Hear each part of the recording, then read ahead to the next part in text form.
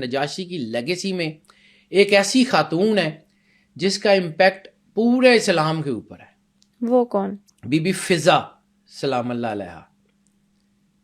نجاشی کی لیگیسی ہے، حبشہ کی ملکہ ہے، اور وہاں پہ سرور انبیاء سرکار ختمی مرتبہ بادشاہ کونین کا سنا، نبوت کا سنا، نبوت کے پاس آ گئیں اپنی بادشاہی چھوڑ کے.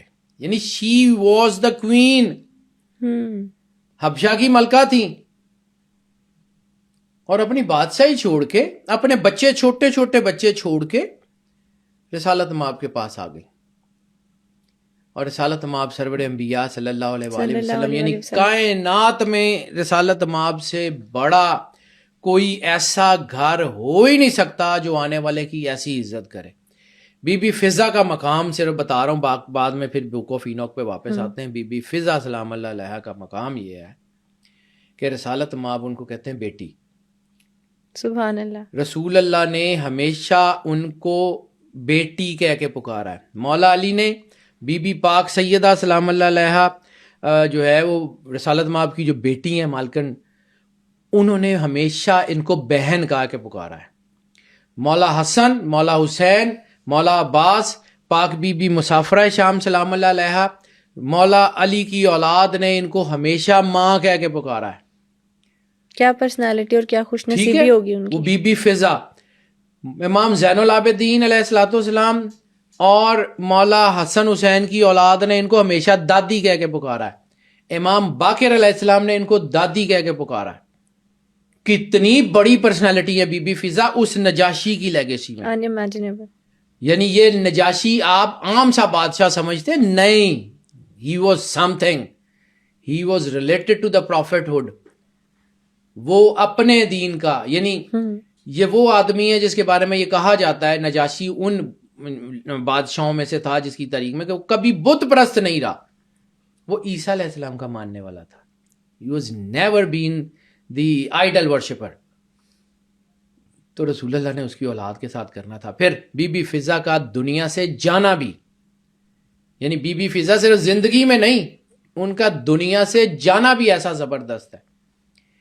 وہ شام میں آخری وقت آ گیا، پردیس ہے، کوئی جاننے والا نہیں ہے، سارا علاقہ دشمن ہے، سارا علاقہ دشمن ہے. وہاں پہ فوت ہوتے ہیں. امام باقر یہاں سے نکلتے ہیں، امام باقر علیہ السلام مدینے سے، اور وہاں پہنچتے ہیں. بالکل آخری ٹائم ہے بی بی فضا کا. ان کو جو ہے وہ پہنچتے ہیں، ان کا سار گود میں رکھتے ہیں. بی بی فضا کلمہ پڑھتی ہیں اور جو ہے وہ دنیا سے تشریف لے جاتی ہیں. کچھ روایتیں یہ ہیں کہ فرشتوں نے ان کو غسل دیا، اور کچھ روایتیں ہیں کہ مولا باقر نے دیا. لیکن بہرحال جو ہے وہ بی بی کو غسل دے کے کفن پہنا کے جب جنازے کا ٹائم آتا ہے نا، تو اتنی دیر میں حبشہ کا بادشاہ جس کا نام یاقوت ہے، حبشہ کا بادشاہ یاقوت اپنے لشکر کے ساتھ آ رہا ہے. اسے امام باقر روک کے کہتے ہیں کہ میری دادی کا جنازہ ہے، ذرا مجھے میرے جنازے میں شریک ہو جاؤ. اس وقت تک حبشہ مسلمان ہو چکا تھا. اس وقت تک حبشہ میں اسلام بڑی تیزی سے پھیل چکا تھا. یاقوت مسلمان تھا، یاقوت مسلمان تھا. یاقوت آتا ہے، پیچھے اس کی فوج صفے بنا لیتی ہے، وہ امام باقر کے پیچھے کھڑا ہو جاتا ہے. امام باقر پیچھے منہ کر کے اسے پوچھتے ہیں کہ میں جنازہ پڑھا دوں؟ تو وہ اس کو کہتے ہیں، یاقوت کہتا ہے کہ جی آپ کی دادی کا جنازہ، آپ وارث ہیں، آپ پڑھائیں یا نہ پڑھائیں، یہ تو وارثوں سے پوچھا جاتا ہے. تو اس کو یاقوت کو آگے کر کے کہتے ہیں یہ تیری ماں ہے، یہ وہ جو تجھے بچپن میں چھوٹا سا چھوڑ کے آئی تھی، یہ تیری ماں ہے، یہ بی بی فضا.